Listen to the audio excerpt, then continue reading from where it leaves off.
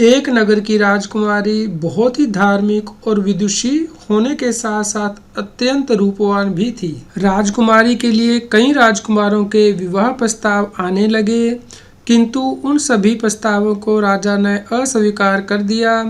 राजा के इस प्रकार मना करने से कई राजकुमार नाराज हो गए और उन्होंने नगर पर आक्रमण कर दिया। अकेला राजा सभी राजकुमारों के आक्रमण का जवाब देने में असमर्थ साबित हो रहा था। यह देख राजकुमारी ने एक तरकीब सोची और सभी राजकुमारों को राजमहल में बुलवाया।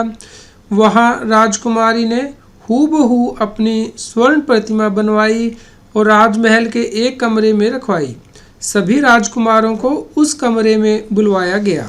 सभी राजकुमारों ने जब राजकुमारी की स्वर्ण प्रतिमा देखी तो वे उसके सौंदर्य पर मुग्ध हो गए। तभी कमरे में राजकुमारी ने प्रवेश किया और कहा, आप सभी मेरे सौंदर्य पर मुग्ध होकर मुझे पाने के लिए युद्ध कर रहे हैं।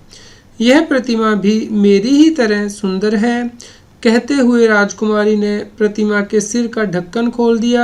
ढक्कन के खुलते ही पूरे कमरे में अजीब सी दुर्गंध भर गई।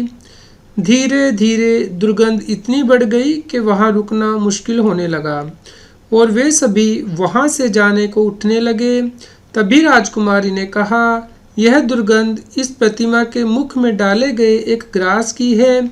जब एक ग्रास की दुर्गंध इतनी असहनीय हो सकती है, तब तो इस शरीर में से जो सड़ा गला है वह कितना असहनीय होगा।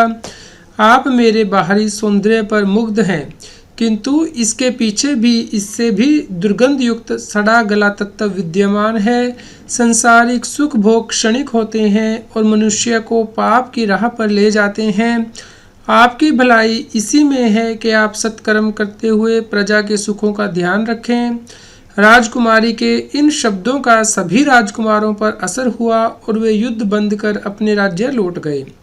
दोस्तों, इस प्रकार हमें सुंदर चीज़ों का आदर और मान करना चाहिए, लेकिन उनके ऊपर मुग्ध नहीं होना चाहिए, क्योंकि इस संसार में हर चीज़ नश्वर है। दोस्तों, यदि आपको ये कहानी पसंद आई हो तो कृपया लाइक करें और इसी प्रकार की प्रेरणादायी कहानियाँ सुनने के लिए इस चैनल को सब्सक्राइब करें।